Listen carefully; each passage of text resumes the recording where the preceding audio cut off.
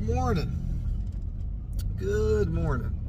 I'm on my way to Bohnhoff Lumber. It's like 8:30 in the morning, so there's a ton of traffic here on the 101.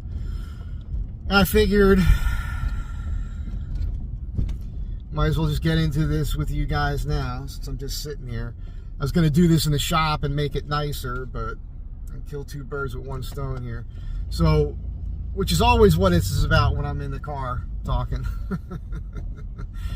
I'm on my way here to go buy some walnut. I'm starting a furniture project today. I'll be doing a few things at the same time this week. So, and the first step for me with furniture is after purchasing the lumbers, the process of milling it. And as I'm milling it, it has to sit, you know, overnight after certain steps, so it'll stabilize. And you know, that's what you want to do. And I'll tell you about that as I go with it. So I'll be able to put time into different things at the same time throughout a day, the course of a day. So what this is really here about is the beginnings of this project, and I wanted to bring up furniture, you know, custom furniture. I was talking to this client the other day. This guy is super cool. He's an attorney, which is, right, that's, I don't know how you guys feel about attorneys. I don't typically, you know, naturally like attorneys. But this guy is cool. He's in Sierra Vista, Arizona. And I was explaining to him about it because, you know, when you're shelling out some real money for custom furniture or for anything, you tend to want to have some say in it, you know, like about the details or whatever. And we were having this conversation the other day, and I was saying things to him in the conversation that I hear myself saying all the time with people at these stages, you know, because initially it's, oh, you know, I need something built. Okay, you know, that's what I do. And then it's understanding the cost of something, right? That's the first thing you have to wrap your head around, because you can buy this stuff. You can go out and buy a table. Why do you want to pay somebody to make you one? Because the reality is that I can't compete with the cost of just going and buying a piece of furniture, right? The difference between going to the store and buying a piece versus having a piece made is, if you have a piece made by a guy like me, it's unique. It's going to be the only one like it on the planet. Period. Now there's a guy I know out here. I've done videos on him in the past because we had a little bit of drama there. But it's called Peterson Antiques. S-E-N at the end, Peterson. I encourage you to go look at that, because you'll see what this guy charges. Because, you know, it's up. I think his cheapest thing is $10,000 or something. And I mean, he makes tables for like $36,000 or something. And while each one is made, they're made on old patterns, right? They make X amount of styles. I think they might do some custom work if you ask them, but you'll see what the numbers are, and then you're getting something that likely somebody else has an exact copy of it. Or if you go to these high-end design places and they're selling you furniture that are made by companies, well, like, think about the old companies like Haywood Wakefield, or I don't know. I can't think because I'm also focused on driving at the same time. But you guys know that there's these high-end companies out there that you can buy these pieces, and you're spending top dollar because you're paying for the name, right? And it's obviously it has to be decent quality, and obviously you like the aesthetic, the design aesthetic of it. Okay, get all that, but you're paying top dollar for something that thousands of other people on the planet have the exact same thing. So, you know, if you have something made by me, you're going to be the only person with it, with that specific thing. I don't think I've ever exactly duplicated anything. Pretty much everything I do are one-offs. One-offs. I did those benches years ago where I made a prototype, and then I made a bunch of them, and they're all basically the same as far as obviously the aesthetic and the proportions, but each one is uniquely different. That's kind of what I'm talking about. And that didn't work out well for me, as far as I didn't know what to do with them after I made them. And but that's a whole other story. It's not what I want to get into right now. So you have to understand, like, and there's a difference between furniture, like a freestanding piece of furniture, and built-ins. All right, and the differences are, built-ins are more of a utilitarian thing. Like, you need to have it. You know? And typically people who get built-ins done, they own a house already, and you know, they want built-in shelving for their library, their books, or they want built-ins for an entertainment area where they could, you know, build something around a flat screen television and house their components for other audio equipment and tchotchkes or whatever, you know, the stuff they've collected over the years. Or like the recent Butler's Pantry built-ins that I did. And in that case, it was designed and built to mimic the style of the home when it was originally built. So I did it so it looks like it could have been there when it was built in the 1920s. So there's all that, and that obviously costs money. A substantial amount of money. When you get into having a piece of furniture built, it's a different mindset. Again, because you can go and buy something. So when you're doing that, that's saying something about you. Right? It's the sort of thing where you've reached a certain level of success in your life, which doesn't mean you're wealthy necessarily. I'm not talking about people like that own companies, or you know, they only have all this money dripping off of them. You could be an average person where you budget your income properly, you own nice things, you like nice things, and you've saved up, and you can spend thousands of dollars to have something made that's custom because you know what you want, and you know you're going to take it with you forever. Like, you're going to cherish it. You need this one thing, you'll use it everywhere you go. Now, when I say you know what you want, that's a hard thing with me to a certain extent too, because I'm a weird guy. You know, I select my clients. I won't do a job for anybody that asks me to do something for them. If you want something, like if you want to give me a set of plans and you want things to be very precise. Now look, I can make things precise, like as far as the height of something, the width of something, that sort of thing, so it fits in a certain spot. But if you need it to be your specific design, I likely wouldn't take that job. That's just me personally. If the money's right and we get along well enough and I think I can work with you, that's fine.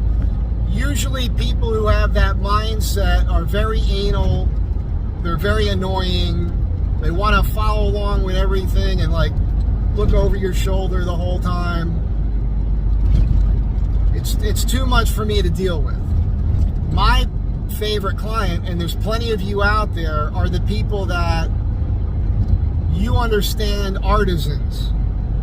You want something custom made by an artist for a reason, and you trust the artist. You have a conversation with me, you look at my previous work, I understand I'm working within some parameters as far as like the tonality of the lumber, the aesthetic of the design, you know, what we're going for. You're happy and you're comfortable with me giving you kind of a rough sketch, knowing basically what you're getting, while at the same time, you know, I'm not hammering down the details to the nth degree where it's like, this is exactly precise what it's going to be. Typically, it ends up looking like the rough sketch. That's pretty much always what it is. The reason I have to give myself a kind of like a design cushion in a way is because the material will dictate to an extent the final parameters of the project. Like, you know, how wide can I go with something? How thick can I go with something? Are there going to be like weird voids in the wood that get revealed through the milling process that I now need to fix with maybe, let's say, a Dutchman's patch or something? That will be seen in the piece, which happens to be like the favorite thing of most of my clients when I do something like that, because it denotes a handmade piece of furniture. So there's all these things to consider. And in this case, it's perfect. Now, I had to have this conversation with my client the other day where it kind of sounded like he wanted to know these details. And I had to say to him, go through this whole conversation with him. And then once we got past that aspect of the conversation, and he's like, no, I'm cool. I want you to do your thing. I feel better about it now. You have to make people feel good. It's another thing about what I do. When it comes to like real money, people are giving you thousands of dollars to start something and build something, and you have to make them comfortable with it. So there's a psychology. I have to be a psychologist at the same time. There's a lot of... You could be a skilled person and know how to make something and be great at it, but if you don't know how to sell it and sell yourself and make people feel comfortable about it, you're in a tough spot there. You're in a tough spot. Everything you're doing is going to be a lot more difficult than it needs to be. Shit. Man, this is going to be tough here today. So, I'm just putting that out there, right? So you guys understand there's a lot to deal with this, doing this for a living. And it's kind of why I'm semi-retired, really. I mean, lately I've been working more, but I've been working more because I have to, because I have a lot more responsibility now financially in my life. Anyhow, oh, come on, man, what are you doing? So, as I was saying, one of the things that came up in the conversation with this client the other day was this thing about being at a certain level of success in your life. So people will do different things to mark levels of success in their lives as they're coming up, like buying a watch, right? People are into watches, they will buy a watch to say, hey, at this point in my life, I could afford $500, or I could afford $800, I could afford $1,000, I could afford $2,000, whatever. You get to like, you want a tutor, you're going to spend $4,000, $6,000. If you want a Panerai, $4,000 to $10,000. You want the Rolex, $10,000 to $15,000 and more. And it denotes that in your life. I was successful enough to get this, and it's a personal thing for you. That's cool. That's what furniture is, right? So that's how I equate it. Like, you've gotten to a point in your life where you're like, I'm going to treat myself to something for me that's unique for me. It's and now, of course, the difference is with the watches, it goes back to what I was saying before about designed furniture, pre-designed furniture coming from a company, right? So, you buy that Rolex, there's thousands of those Rolexes out there. So with a piece of furniture, you could be in a position where you have the only one like it on the planet. That's kind of what I'm getting to, is that's why it's special. So, again, you're rewarding yourself with it. So that's what we're doing. That's what this is all about. So I'll be here at Bohnhoff here pretty soon. I got my little tripod with me. Maybe I'll shoot me sighting lumber and showing off what that's about. And we'll keep this video to that. And then I guess I'll create a series. One of the things I do, it's funny because I had forgotten. It's been so long since I've done a freestanding piece of furniture. It's crazy that I forgot that I do this thing that I'm going to do. So maybe you guys will follow along this way. What I always end up doing is I create a picture folder on my Mike Z Design Facebook page. And this way, like, if you give me money, right, to start a project, the day I go and get the lumber, I take some snapshots, I go to the Facebook page, and I start a picture folder. And then I might not do it every single day, but pretty much Every day I'm working on it. I might miss a day here and there, but what I'm doing is I'm putting pictures in that picture folder. So every week or so, a couple times a week, you can come in and you can check the folder to see what the progress is on the piece. That's how honest I am, okay? Not everybody's that honest. Big shocker, right? Nobody does that. There might be other guys exactly like me that do that. But most businesses aren't going to do that. That's akin to you looking over my shoulder. The only difference is you're not squawking in my ear. Can't have that. So it's kind of neat. And that's what this is all about. So anyhow, I hope you guys enjoy this. There will be a series. I guess this is part 1 in Andrew's bar height pedestal table. I don't know if that's what I'll keep calling it, but it's going to be Andrew's table. Typically, I will name the piece after the client. And it's interesting to do that too, because if I have somebody who's been following me and they like my work, they might say to me, oh, hey, the base that you put on Andrew's table, or, you know, Lisa's this, or whoever. They could say that and I'd be like, oh, that's the part. And it's funny because then I got to go back to my Mike Z Design Facebook page and look that piece up. So I remind myself of what that was, right? Because I've done so much work. And keep in mind, if you go there, go to photos, go to albums, you'll see a lot of stuff.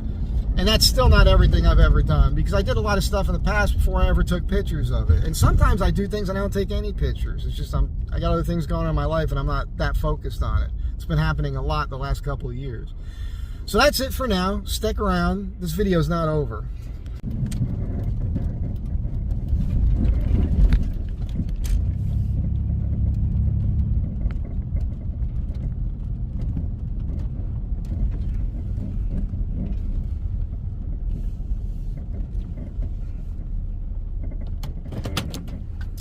They got my walnut out and everything already. Already waiting for me. Bohnhoff Lumber. Oh yeah. Alright. I've been coming here since the 1990s. So a lot of the guys here know me, but there's been a lot of new people coming in lately who don't know me. So they got to get these piles down for me. So when you see 5/4, this is in the rough. 5/4 means that we're talking 1/4 of an inch. There's 5/4 of an inch. Well, 4/4 of an inch is an inch plus 1. That's 1 1/4 inches in the rough. And that's roughly that thick. It could be a little thicker, it could be a little thinner. When you see 6/4, that's 1.5 inches in the rough.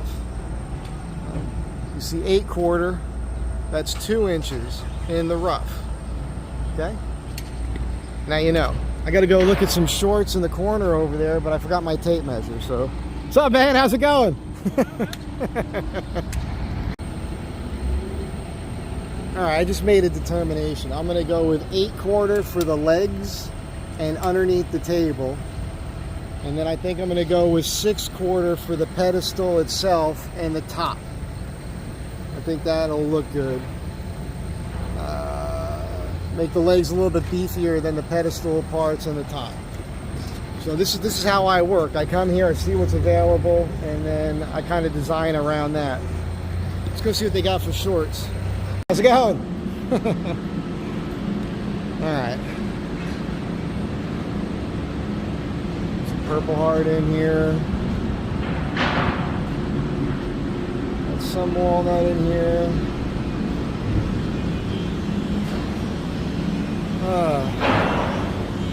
Here's your live edge walnut.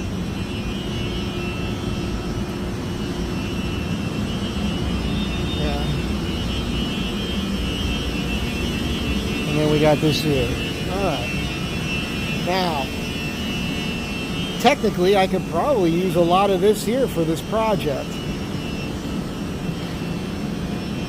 This is all, well, I guess they call that 8/4. 5/4. No 6/4 in the shorts. So I'll need some 6/4 from outside. All right, let's get this going here. Just gotta ask this guy to pull down some lumber for me. I will need the 6/4, if that's okay. Yeah. Pretty amazing what they've done here with these new machines. It used to just be a table saw. I love this place, but I haven't been here in so long. It's amazing what you've done. Terry's been here milling lumber for a long time. Okay, so I'm doing a tabletop. It's going to be square, but with a curved outer portion to it, right?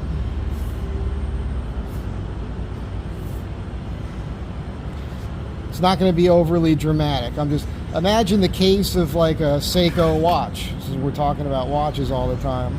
That's kind of what we're doing here. Okay? And then at the corners, to hold these miters together, I'm going to do my butterfly mortises.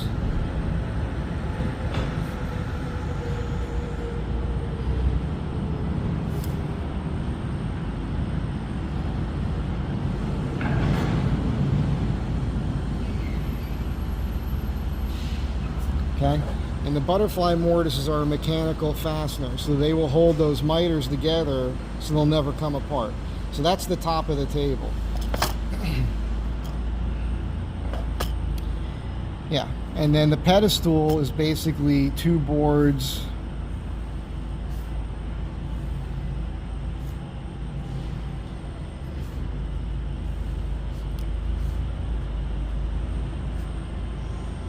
I've done this before. You guys saw the live edge table. And then there's going to be a joint cut in here.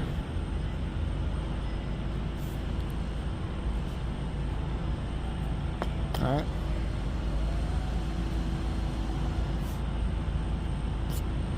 And then there'll be a fixed, well, fixed is kind of the wrong word, but kind of get the idea here. So those 2 pieces, and then there's legs that are designed to fit. One fits through here, the other one goes through. I'm not going to draw the whole thing for you now, but I just basically have to draw these parts out for myself with basic dimensions so that I remember to get enough wood for all the parts. Okay, so that's doubled because I make another one for underneath here. So for each one of those parts. So, and I'm just going to give myself 40 inches on this. I'm going to give myself 40 inches on that. And I'm going to give myself 40 inches on this. And let's make it 48 inches on everything. So this way I know if I get enough lumber in sections that are at least 48 inches long for all these parts, then I know I'm covered.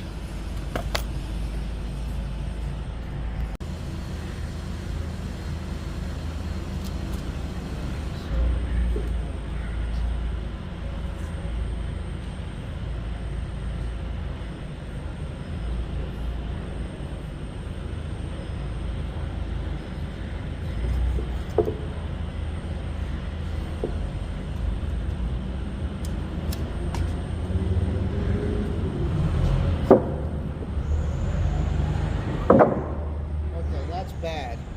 See, this has got, you got heartwood, you got sapwood, and I want it all to be one tone. So I can't have this on the legs because you'll see that on one side. If this was the bottom of the top, it wouldn't matter, but we're making the top out of thinner material.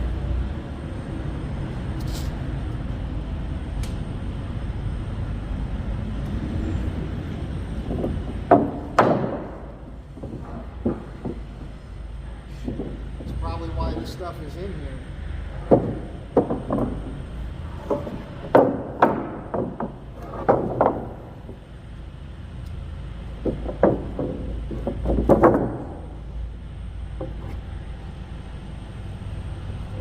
That's possible. And that's possible. So I'm trying to avoid any knots in the field.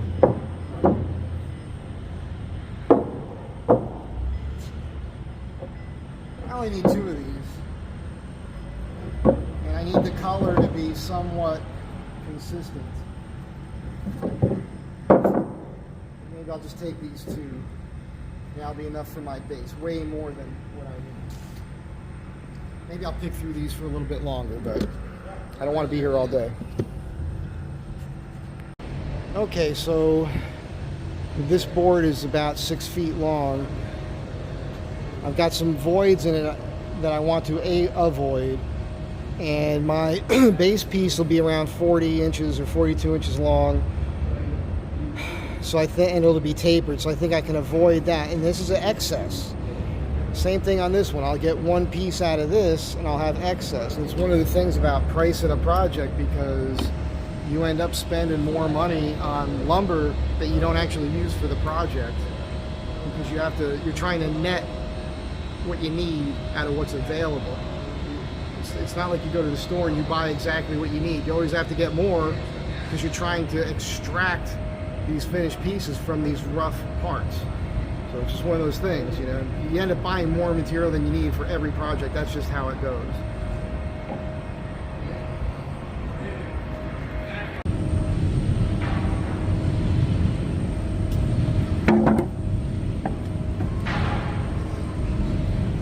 That's heavy stuff. So this here is what they call quartered. It's pretty straight grain on here, which might be better for the tabletop.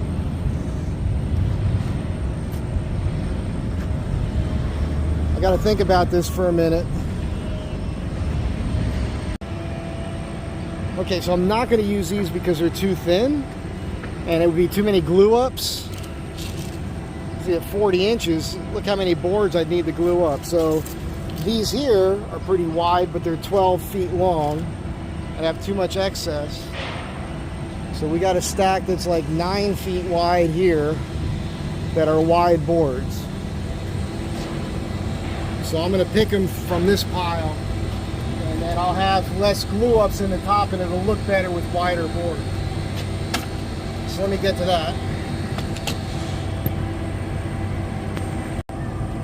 Process can take a long time. You gotta sight everything for boards.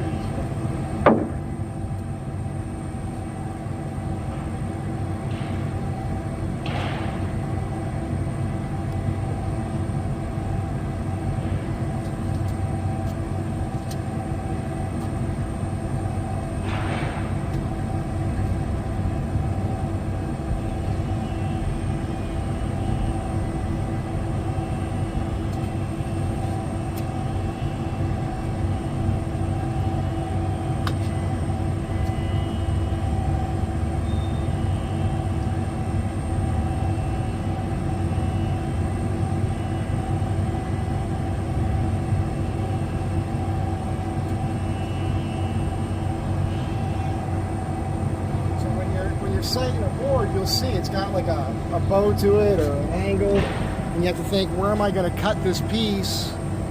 Can I get something relatively flat at the length points I need with, you know, the least amount of this going on, so when I go run it through the planer, I don't have to remove as much material.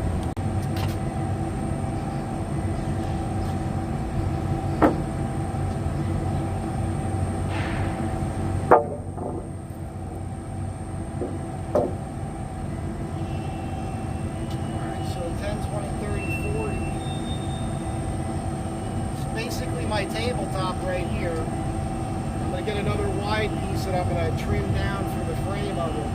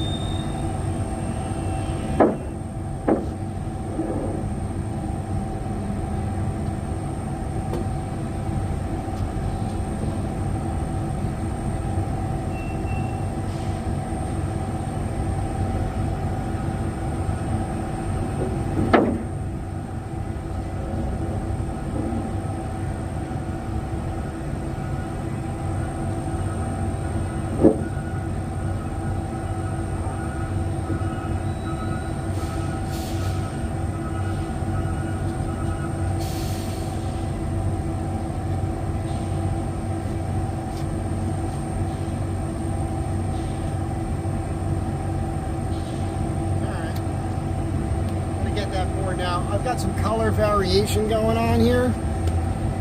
So it's the thing about walnut is you're going to have some lighter blonder tones, some brown tones, and darker brown tones, and maybe some streaks of black in there. That's what makes it beautiful. This has an interesting grain on it and pattern. I think if I split that, it will give me enough material for a frame. And the part that I showed you with the butterfly mortises, it's 10 inches, so if I make the frame about 4 inches wide, if it's all out of this one board, it'd be awesome, because what that's going to do is it's going to give me like a consistency. So if the field doesn't match exactly, this ties everything together, because the perimeter frame section will all be from the same board. It's important to think about that. It's one of the things I do with furniture a lot of people don't think about, because I always think about the grain, how it's going to look. And with these two boards down here, there's going to be basically two 42-inch parts in each one of these boards in length. So I have four boards to play with that I can flip around and make that pattern look kind of cool. And then I'll frame it with the parts off of this board. Give it some consistency. I almost forgot, I need the leg too. Let me see what I got left over on these boards and get back to you.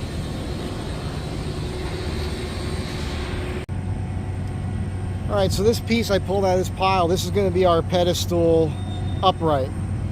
And I think it's going to work out good. There's a void here, there's a void here, but I need two parts. That's this one and this one.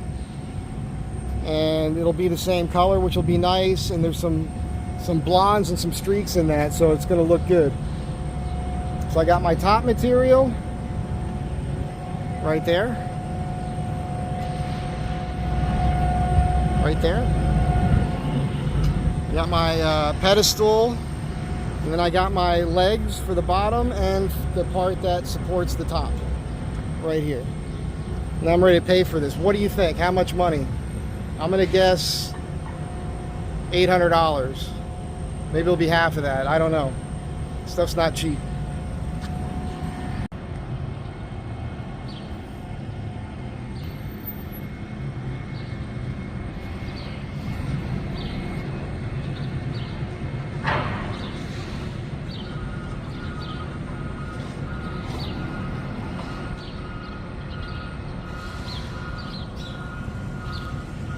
I'm just waiting for my tally on the lumber, and then we're gonna put it up on the roof of the van. After I pay for it, of course.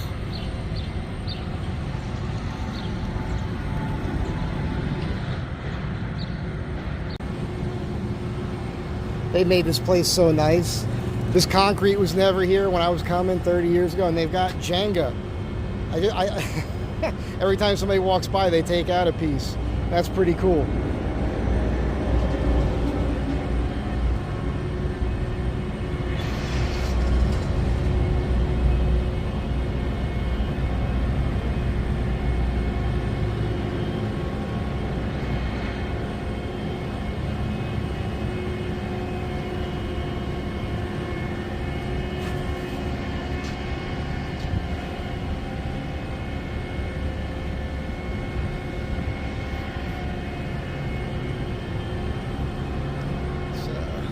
One of the original delivery trucks. The old man, I guess he's still around. He was in World War II in the Navy, and he's awesome. Wears muscle t-shirts and still does push-ups every day.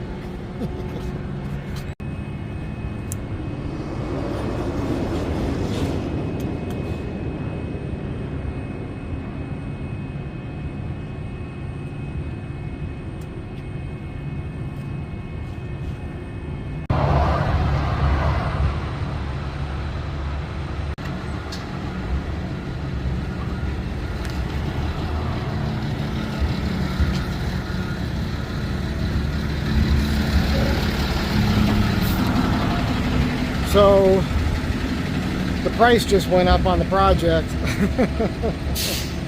Andrew, if you're watching, I was hoping the material would be like half of that, but no, it's so we'll talk about it.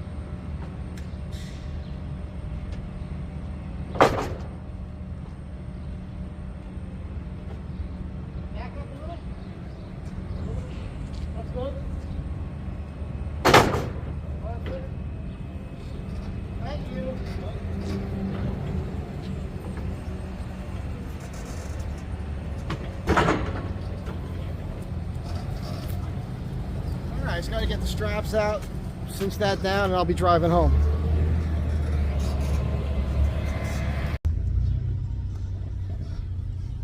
All right, I'm going to tell you guys a really, like, a kind of a terrible story. Bohnhoff Lumber. I love these guys. It's a family-owned business. I've been coming here since, I guess, 1994, 95. In that range. So it was the old man, right? Navy vet, World War II, his son Alan, and the kids, Mike, and oh man, the daughter's name escapes me for the moment. I'm sorry, I apologize. And then there was this guy, and then the mom or the grandmother worked in there too. She was funny to deal with. She can be kind of cantankerous. And they had one guy in the yard, this guy Phil, and he ran everything. And that one guy worked that yard, and the yard was not paved. So this is about carrying a firearm, right? Why?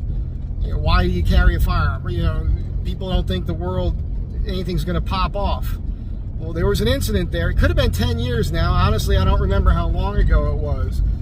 But they were getting busier, and they hired some more people. And one of the guys they hired was an older guy, this Hispanic guy, I don't remember his name. Oh man, the diner's gone. There used to be a great diner here. So anyhow, then they hired this young guy who was a friend of mine. His name was Jaime. And Jaime was a Marine, U.S. Marine. He was super cool. So whenever I came in, you know, we had that bond. We were supposed to get together and go shooting, and we were making plans for life, and we just never got around to it because we were both so busy.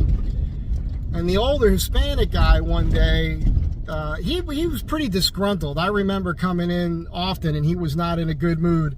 And I would cheer him up and do my best, because I'm like that with people. He showed me something one day. It was kind of weird, too. But I knew there was something a little off about him. I never thought about it. And man, one day he just went off. He just felt like he was underappreciated. Is all it boils down to, I think. But he snapped, and he brought a gun to work. He had an argument with Al in the office and shot Al in the chest. And he went out into the yard and shot Jaime off the forklift and killed him. I mean, killed both of them. That's a horrible, horrible, horrible, horrible thing that had happened. Now, if somebody else had been around and armed, like they just weren't, nobody was thinking about it, maybe they could have taken that guy out. Right? So it's like the